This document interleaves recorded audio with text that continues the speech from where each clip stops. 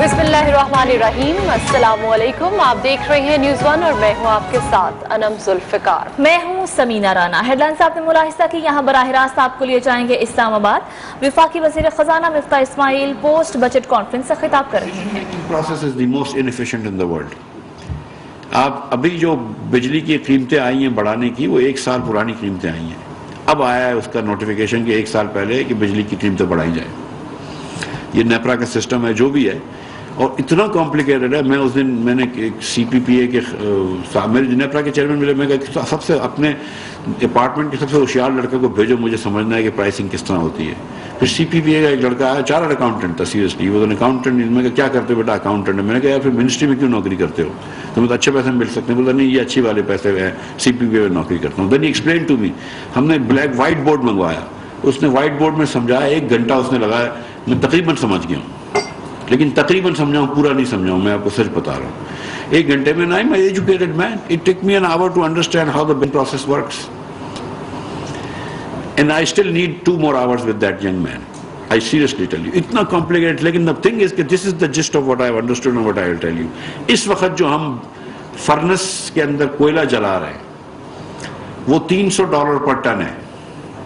جو بل آپ کو آ رہا ہے وہ $50 پر ٹن کے حساب سے آ رہا ہے، کیونکہ 1 سال پرانا آپ نے کوئلے کی پرائس لی ہوئی ہے۔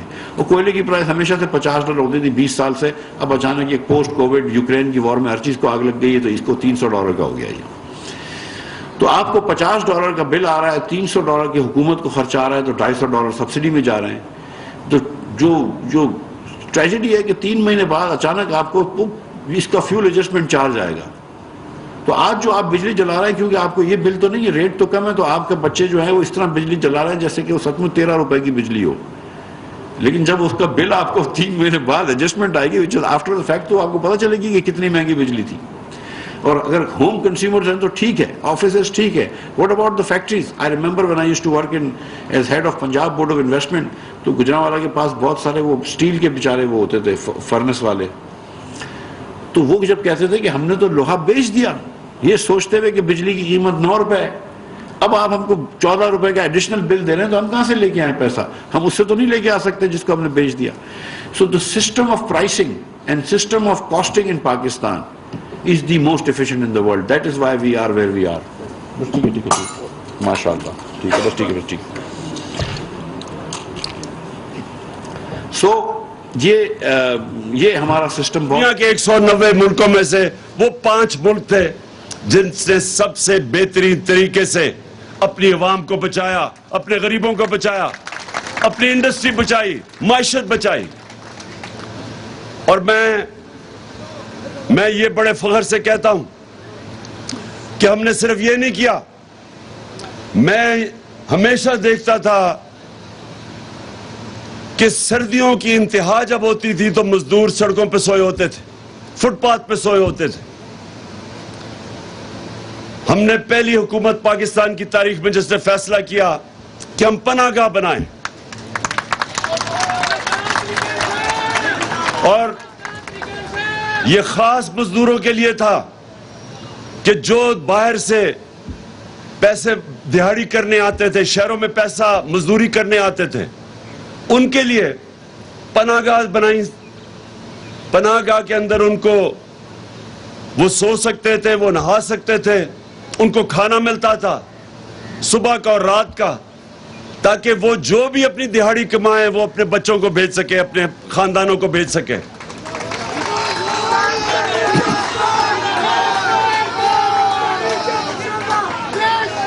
اس کے بعد یہ کہ پہلے ہم نے پختونخوا میں تھوڑے سے ایک نچلے طبقے کو صرف ہم نے شروع کی صحت کارڈ دینا، پھر ہم نے سارے پختونخوا میں، سارے پنجاب میں، سارے گلگت بلتستان میں، آزاد کشمیر میں، جدھر جدھر ہماری گورنمنٹس تھی، ہم نے ساری گورنمنٹس کو ہیلتھ انشورنس یعنی صحت کارڈ دیا کہ ہر خاندان کے پاس 10 لاکھ روپے کی ہیلتھ انشورنس ہو۔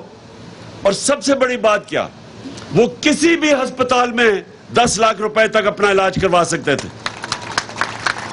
یعنی کہ لاہور کے جو پرائیویٹ سیکٹر میں ڈاکٹرز ہاسپٹل جدھر سب سے مہنگا علاج ہے، تر بھی ایک مزدور صحت کارڈ پہ جا کے اپنا دل کا آپریشن کروا سکتا تھا.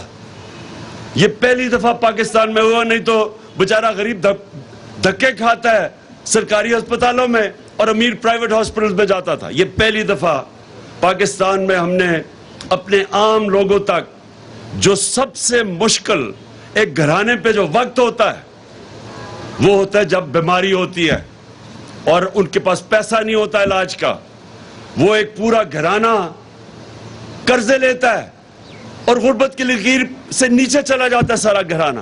اس لیے ہم نے فیصلہ کیا کہ ہم ایک پروٹیکٹ کریں، تحفظ دیں اپنے اس طبقے کو جو صرف اور صرف بیماری کی وجہ سے سارا گھرانہ غربت کی لکیر سے نیچے چلا جاتا. تو ہیلتھ کارڈ دیا. یہ پاکستان کی تاریخ میں پہلی دفعہ ہوا. پھر ہم نے کامیاب جوان اور کامیاب پاکستان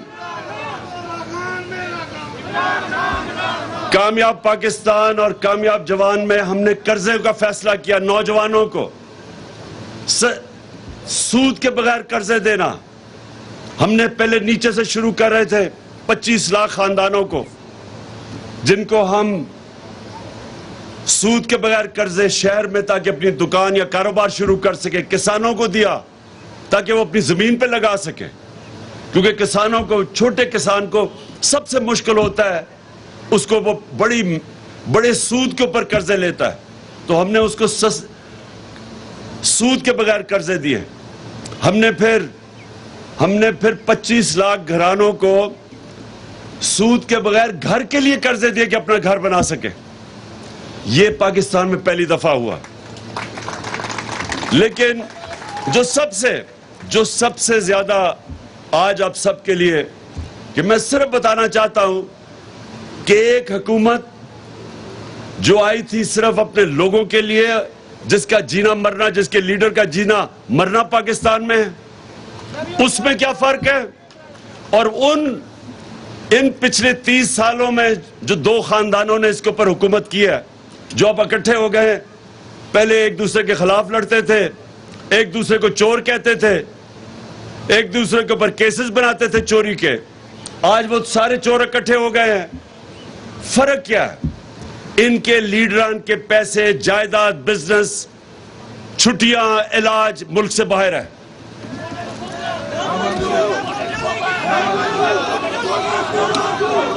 اور اسی لیے ان کو امریکہ نے ہمارے اوپر مسلط کیا ہے، کیونکہ ان کے پیسے باہر پڑے ہیں. یہ کنٹرول ہو سکتے ہیں، یہ لوگ کنٹرول ہو سکتے ہیں. یہ جب بھی جدھر ان کا پیسہ ہے ادھر ان کے کنٹرول پڑے ہیں، ادھر ان کی ڈوریاں پڑی ہوئی ہیں. جو وہ کہیں گے یہ کریں گے. اگر روس سستا تیل بیچ رہا تھا، جو ہم ان سے معاہدہ کر رہے تھے کہ 30% کم قیمت پہ تیل روس سے خریدیں، ہندوستان 40% کم قیمت پہ روس کا تیل خرید رہا ہے. جب یہ 60 روپے لیٹر بڑھا رہے تھے ڈیزل اور پیٹرول، تو ہندوستان میں 25 روپے کم کر رہے تھے.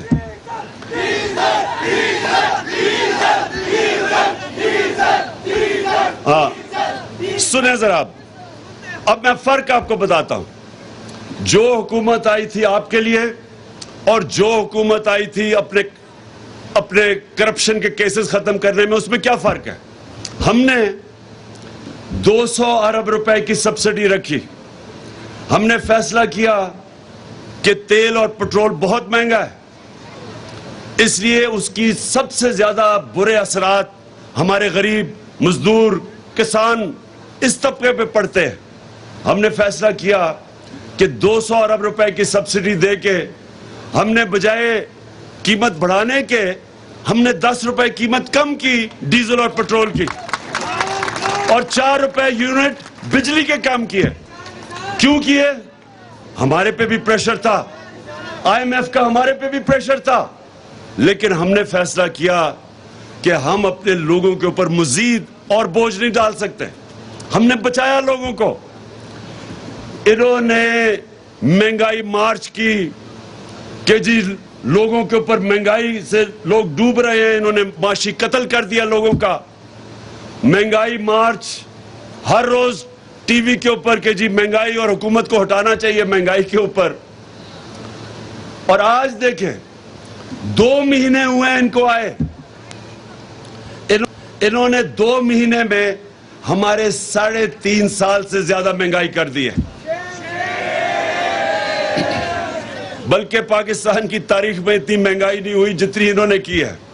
ان کی سٹیٹمنٹس دیکھیں, اب تو سوشل میڈیا ہے, آپ اپنے موبائل پہ 3 مہینے پہلے یہ کیا کہہ رہے تھے کہ عمران خان کو تیل کی قیمت نہیں بڑھانی چاہیے, پٹرول اور فضل الرحمان کی قیمت نہیں بڑھانی چاہیے. یہ صرف 3 مہینے پہلے کہہ رہے تھے. تو انہوں نے بس انہوں نے کہا کہ آپ کو کہ نہ بجلی کی, نہ تیل کی, نہ اس کی پٹرول کی, نہ اس کی قیمت نہیں بڑھانی. اب سنیں ذرا, ایک منٹ سنیں ذرا. اللہ یاد رکھیں, اللہ الحق ہے, سچ کا خدا ہے. تو 3 مہینے میں ساری قوم کے سامنے سچ آ گیا جب 60 روپے لیٹر پٹرول, 60 روپے ڈیزل, 10 روپے یونٹ بجلی, صرف 3 مہینے میں.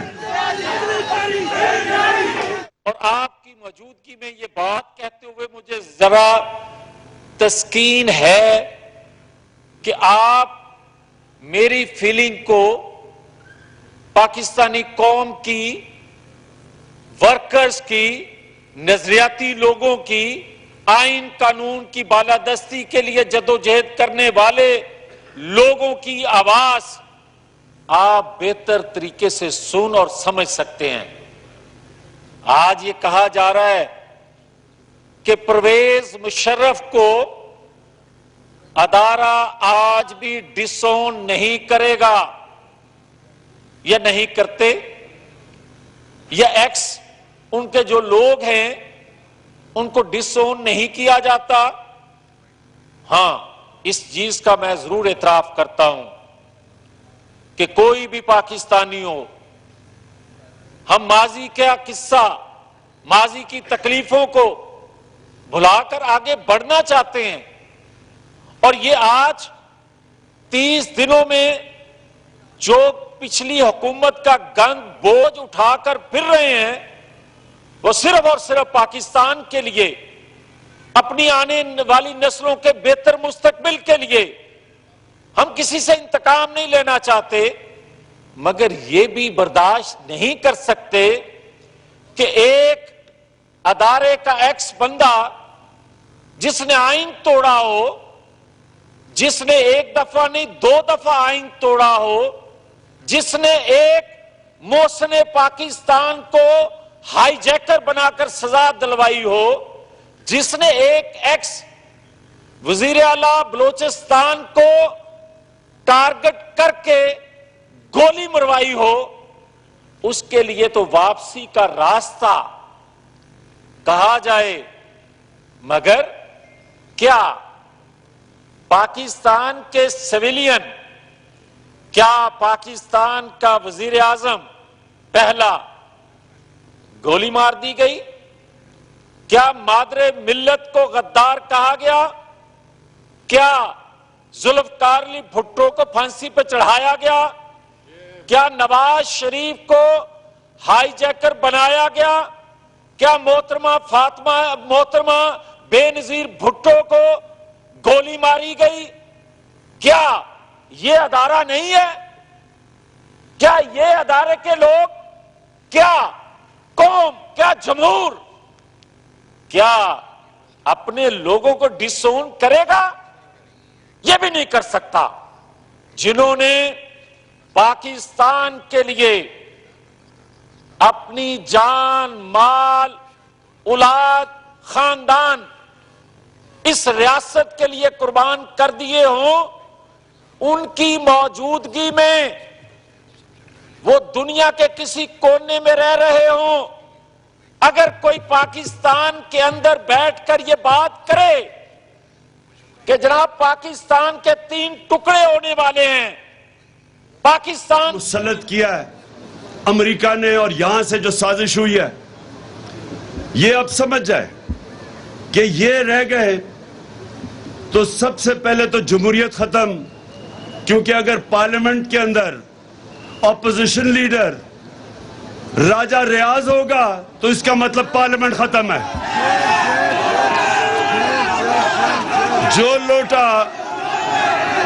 لوٹا اگر وہ اپوزیشن لیڈر ہے جو نون لیگ پہ ٹکٹ پہ لڑے گا، اس کا مطلب جمہوریت ختم۔ پھر ایف آئی اے ختم، کیونکہ ایف آئی اے کے اوپر شہباز شریف خود آ کے بیٹھ گیا۔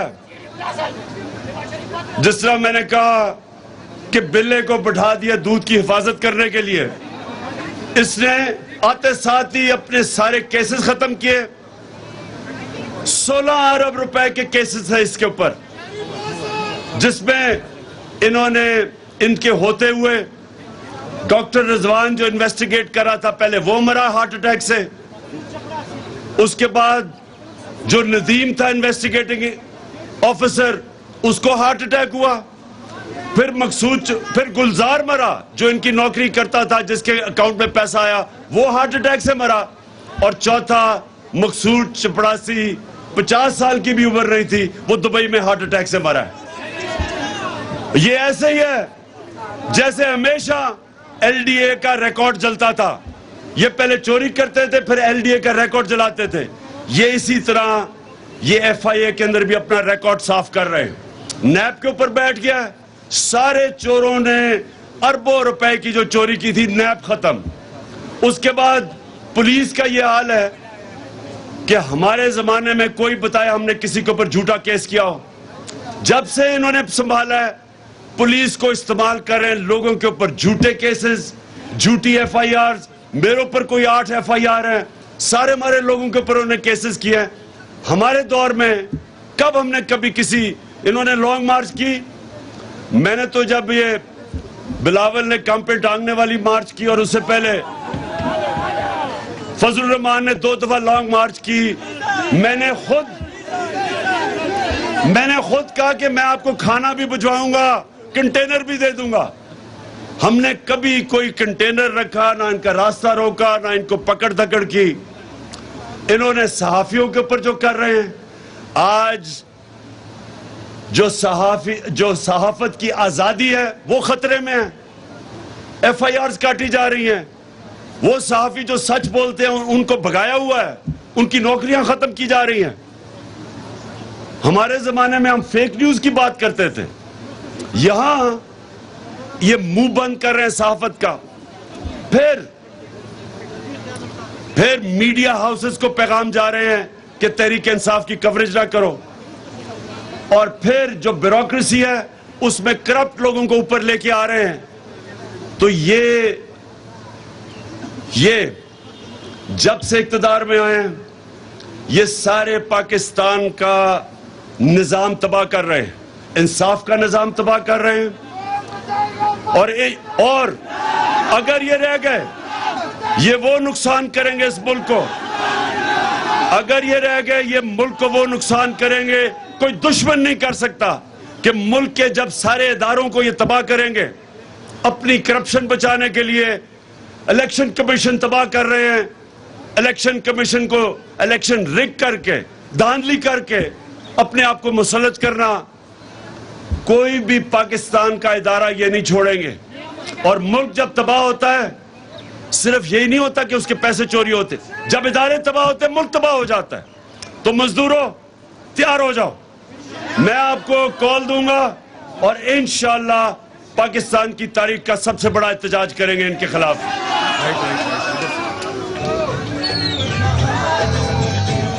قومی اسمبلی کا اجلاس جاری ہے۔ قومی اسمبلی اجلاس سے میاں جاوید لطیف اظہار خیال کر رہے ہیں۔ انہوں نے کہا کہ احتجاج کے دوران املاک کو نقصان درست نہیں۔ Chairman P T I Imran Khan بھی اسلام آباد میں تقریب سے خطاب کر رہے ہیں. انہوں نے کہا کہ کورونا کے باعث دنیا بھر میں لاک ڈاؤن لگایا گیا لیکن ہم نے اسمارٹ لاک ڈاؤن متعارف کروایا.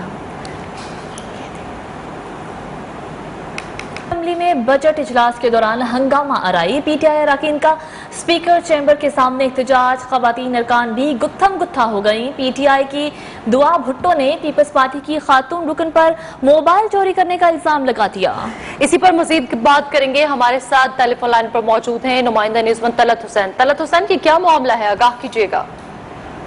جی بالکل، یہ پاکستان تحریک انصاف کے ارکان صوبائی اسمبلی بجٹ جب پیش کیا جا رہا تھا، وزیر اعظم جب بجٹ تقریر کر رہے تھے اس دوران یہ احتجاج کر رہے تھے، جو کہ احتجاج جمہوری حق ہوتا ہے کسی بھی پارٹی کا، کسی بھی سیاسی جماعت کا اسمبلی کے اندر احتجاج کرنا.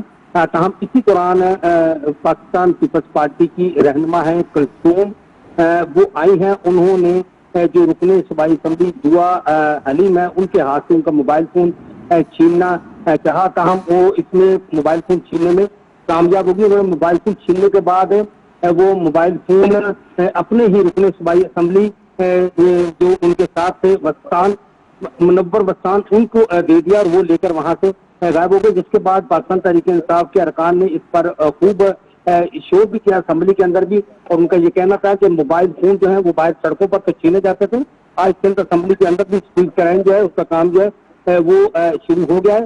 اب ارکان صوبائی اسمبلی جو پاکستان تحریک انصاف کے ہیں وہ ڈی آئی پی ساؤتھ کے آفس گئے تھے، جہاں سے انہوں نے ان کو آرام باغ تھانے بھیجا ہے. وہ اس حوالے سے رپورٹ درج کروانے گئے کہ ہمارا موبائل فون جو ہے وہ چھینا گیا. جب دعا بھٹو تھی اس سلسلے میں بات ہوئی تو انہوں نے کہا اس کے اندر میرا بہت سارا پرسنل ڈیٹا تھا، جو پاکستان پیپلز پارٹی کے لوگ جو ہیں وہ موبائل فون چھین کر لے گئے. مجھے خدشہ ہے کہ میرا جو پرسنل ڈیٹا ہے وہ اس سے وہ ریکور کر لیں گے. تاہم اس حوالے سے پاکستان تحریک انصاف کی جانب سے شدید مذمت بھی کی گئی اور احتجاج بھی کیا گیا، اور ان کا یہ کہنا تھا کہ یہ عمل پہلی بار اسمبلی کے اندر ہوا ہے، جو کہ کبھی آج تک اس سے پہلے اس طرح کا شرمناک عمل جو ہے وہ نہیں ہوا. جی بالکل، سندھ اسمبلی میں بجٹ اجلاس کے دوران ہنگامہ آرائی کی گئی. پی ٹی آئی اراکین کا اسپیکر چیمبر کے سامنے احتجاج بھی کیا گیا. نمائندہ نیوز ون طلعت حسین ہمیں آگاہ کر رہے تھے، بہت شکریہ.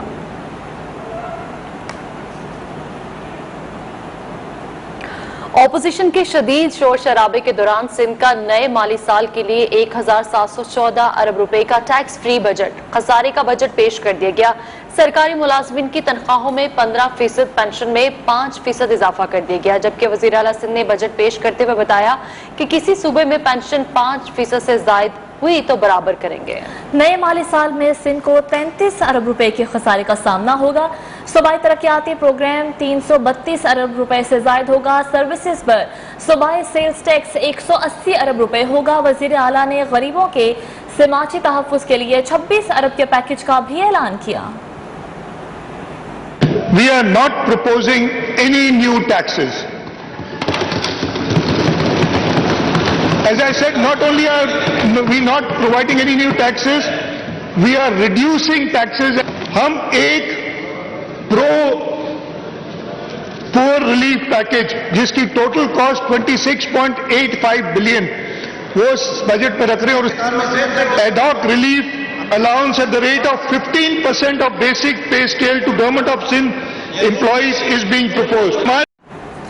وزیر اعلیٰ سندھ کی تقریر کے دوران اپوزیشن ارکان کا شور شرابہ. تقریر کے دوران اپوزیشن ارکان نے وزیر اعلیٰ سندھ کا گھیراؤ کر لیا. اپوزیشن ارکان نے بجٹ نامنظور کے نعرے لگائے. وزیر اعلیٰ سندھ نے کہا جن کی میں نے چیخیں نکالی ہیں وہ چیختے رہیں گے، انہیں پاکستان کے عوام مسترد کر چکے ہیں. کوئی بہانہ بنا کے یہ کرنا ہے، ان کی تو پورے لوگ ہی چھوڑ کے چلے گئے، ان کو کیا پتا ہے. This took every step to ensure that the people of Sindh suffered. We were subjected to 2 مہینے پہلے ایک جمہوری طریقے سے پہلی بار پاکستان میں through a vote of no confidence.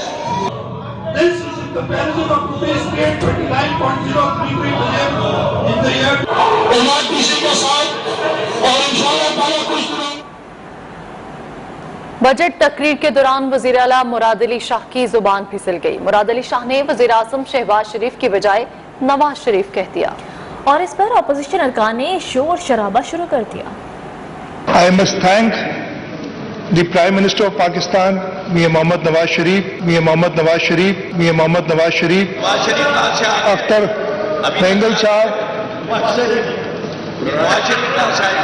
میں نے شہباز شریف کہا تھا. اچھا ٹھیک.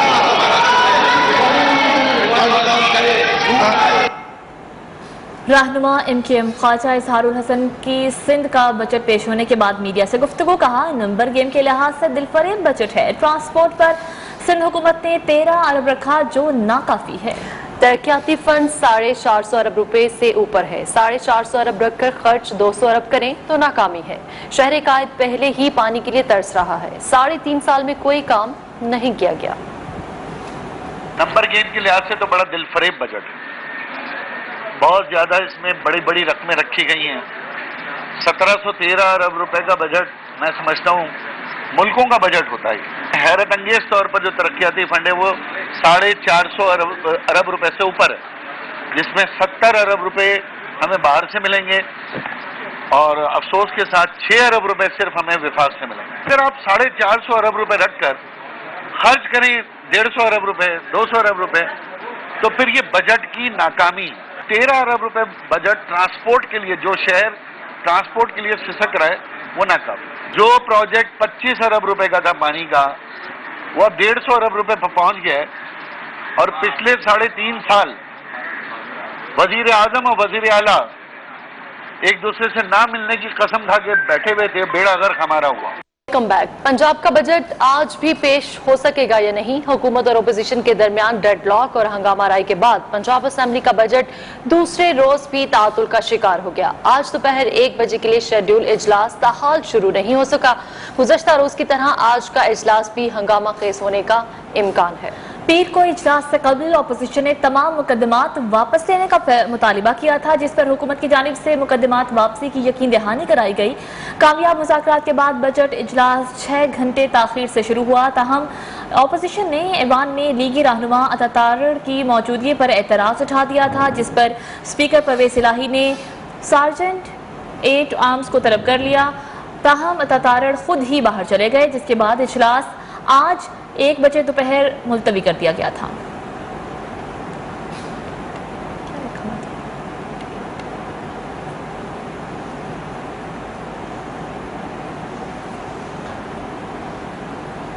پنجاب اسمبلی کے اجلاس سے قبل صحافیوں کو پریس گیلری میں جانے سے روک دیا گیا. صحافیوں نے اسمبلی کے احاطے میں شدید احتجاج کیا.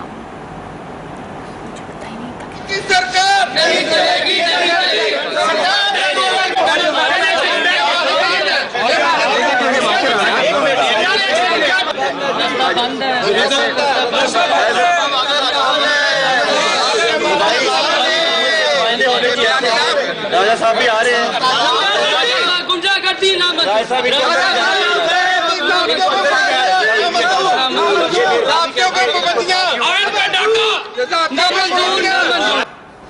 اور یہاں آپ کو بتائیں نائب صدر مسلم لیگ نون مریم نواز کی جانب سے ٹویٹ کیا گیا اور کہا فتنہ خان کی لوٹ مار کی مثال شاید ہی دنیا میں ملتی ہو. گزشتہ حکومت میں کابینہ سے بند لفافے کی منظوری لی جاتی تھی. ایسٹ ریکوری یونٹ منی گالا گینگ کا ایسٹ میکنگ یونٹ بن گیا تھا. ناجائز کام کے عوض ہیرے سینکڑوں کنال زمین اور اربوں روپے ہتھیائے گئے. فتنہ خان نے تاریخ کے سب سے بڑے ڈاکے ڈالے.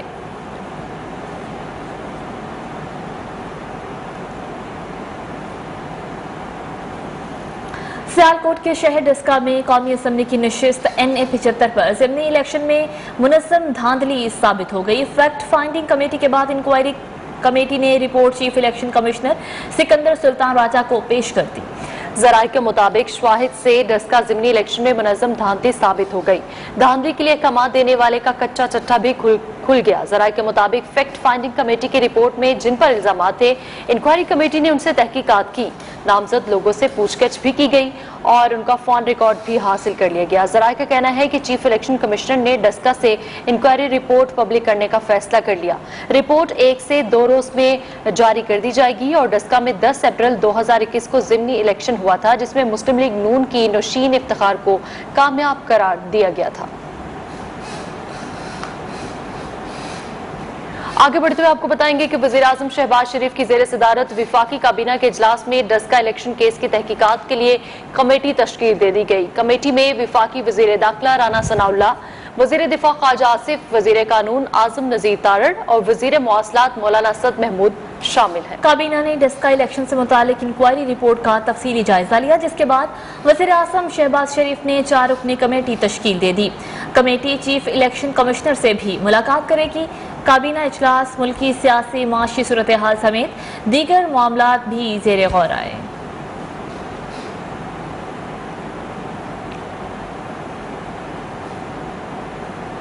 वफाकी काबीना ने PTI हुकूमत और बहरिया टाउन के दरमियान होने वाला मुआहिदा पब्लिक कर दिया। वफाकी वज़ीर दाखिला राना सनाउल्लाह कहते हैं बहरिया टाउन के 50 अरब रुपए बरतानिया में पकड़े गए हुए हैं, लेकिन रिकवर किए गए ये 50 अरब कौमी खजाने में जमा कराने की बजाय बहरिया टाउन को वापस कर दिए गए। बहरिया टाउन के कोई 50 अरब रुपए के करीब जो रकम है वो वहाँ UK में उन्होंने ट्रांसफ़र की।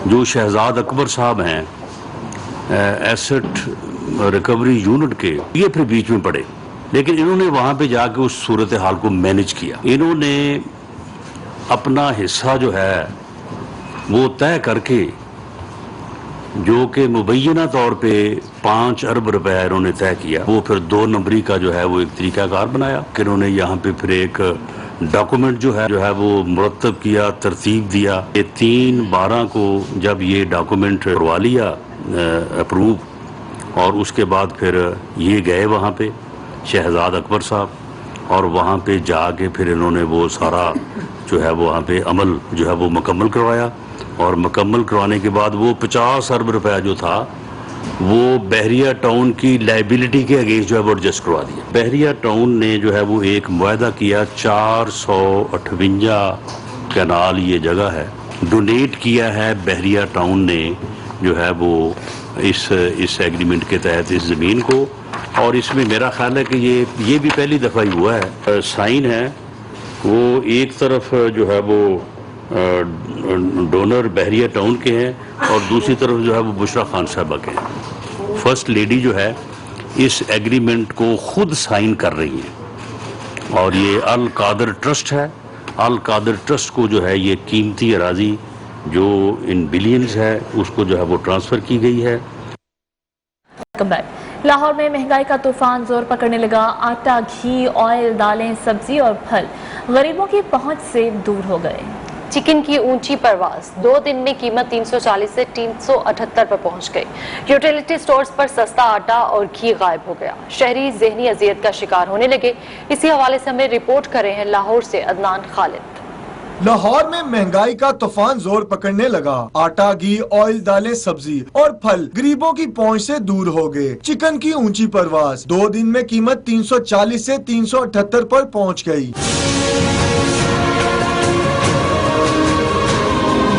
मार्केटों और बाजारों में खरीदारी के लिए आने वाले शहरियों का कहना है कि कमर तोड़ महंगाई ने जीना मुश्किल बना दिया है। सबसे पहले ये पेट्रोल की कीमतों में जो इजाफा हुआ है, तो इससे ज़िंदगी में जो नहीं पेट्रोल के जो अखराजात उठा सकते वो इनको मज़ीद कम से कम करें।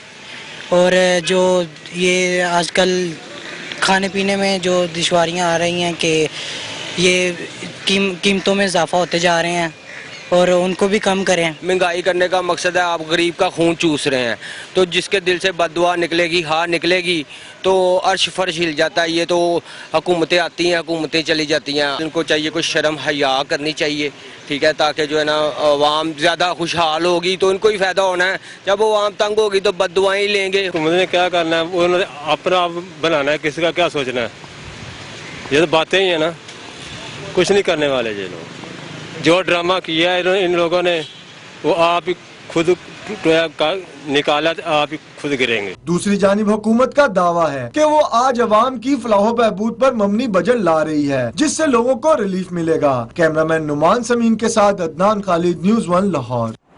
और यहाँ आपको बताएं, ईरान के साथ ताल्लुकात को नई बुलंदियों पर ले जाना चाहते हैं वज़ीर ख़ारिजा बिलावल भुट्टो की तेहरान में ईरानी हम मनसब के साथ मुश्तरका प्रेस कॉन्फ्रेंस। उन्होंने कहा कि तिजारत, तवानाई, इक़्तिसादी मौक़ों और सरहदी अमूर और ज़ायरीन की सहूलतों पर बातचीत की गई। इस्लामोफोबिया और मकबूजा कश्मीर में इंसानी हकूक़ की खिलाफ वर्जी का मामला भी उठाया। भारत में हालिया इस्लामोफोबिया के वाकयात की दुनिया को मजम्मत करना होगी। बिलावल भुट्टो ने कहा, ईरान में अफगानिस्तान में अमन का ख्वाह है। ईरान से कैदियों के तबादले का मामला भी ज़ेर बहस आया। Iran is a very important neighbor of Pakistan, one with which we share immutable historic and fraternal bonds. For the Prime Minister of Pakistan and for myself, building close relations with Iran remains a high priority, particularly in areas of trade, investment, connectivity, border management, the facilitation for Zairene, cultural and educational cooperation, and enhancing people-to-people exchanges. On the serious situation as far as human rights are concerned in the illegally held Indian-occupied Jammu and Kashmir, we are grateful for the Iranian leadership's steadfast support for the just cause of Jammu and Kashmir. We also discussed the rising tide of Islamophobia, the recent derogatory remarks made by officials in India that have deeply offended Muslims across the world. Pakistan and Iran are directly affected by conflict and instability in Afghanistan. For 4 decades, we have hosted millions of refugees, and as such, we have a vested interest in peace, stability, and prosperity for the people of Afghanistan. मौसम के हवाले से बात करेंगे। कहीं बारिश, कहीं गर्मी का राज। मुल्क भर में मौसम के बिगड़े मिजाज। कराची में गर्मी और बदतरीन लोड शेडिंग से शहरी दोहरे अजाब में मुब्तला हैं। दिन के वक्त समुद्री हवाएं कम होने से हब्स की शिद्दत में इजाफा हो गया। शहरी गर्मी से निढाल हो गए। महकमा मौसमियात ने आइंदा हफ्ते शहर कायद में बारिश की नवीद सुना दी। कोयटा, पेशावर, लाहौर, मुल्तान समेत मैदानी इलाकों में सूरज क़यामत ढा रहा है। तुर्बत से बीज, अकबाबाद, नवाबशाह समेत दीगर मैदानी इलाकों में गर्मी से शहरियों का बुरा हाल है, जबकि इस्लामाबाद, रावलपिंडी में भी बारिशों के बाद बादल छट गए, गर्मी फिर से लौट आई। महकमा मौसमियात के मुताबिक पाकिस्तान और सिंध के साहली इलाकों में प्री मानसून बारिशें जारी हैं। गिलगित बल्तिस्तान और कश्मीर में पहाड़ी मकामात पर वक्फे से बर्फबारी और वादियों में गरज चमक के साथ तेज बारिश हो रही है। लाहौर में एडिशनल कमिश्नर रेवेन्यू इमरान रजा अब्बासी फैसल टाउन के फ्लैट में मुर्दा पाए गए। लाहौर से हमें रिपोर्ट करेंगे अदनान खालिद। लाहौर में एडिशनल कमिश्नर रेवेन्यू इमरान रजा अब्बासी फैसल टाउन की हदूद में वाक़िया फ्लैट में मुर्दा पाए गए। मुतवफ़ी की तैनाती हाल ही में इस्लामाबाद से लाहौर हुई थी। एडिशनल कमिश्नर रेवेन्यू के ड्राइवर रुस्तम ने पुलिस को बताया कि वो सुबह नाश्ता लेकर पहुंचा तो बार बार दस्तक के बावजूद दरवाजा नहीं खोला गया।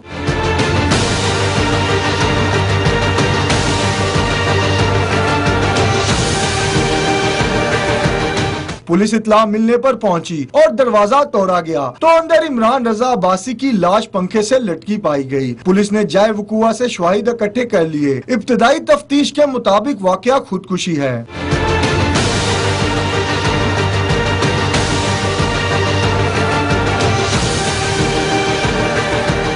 मुतवफ़ी के वुरसा ने पोस्टमार्टम या कानूनी कार्रवाई से इनकार कर दिया। अदालत के रूबरू बयान के बाद मैयत वुरसा के हवाले की जाएगी, जबकि खुदकुशी की वजूहात का तयन तफ्तीश में होगा। कैमरामैन अली रजा के साथ अदनान खालिद, न्यूज़ 1 लाहौर।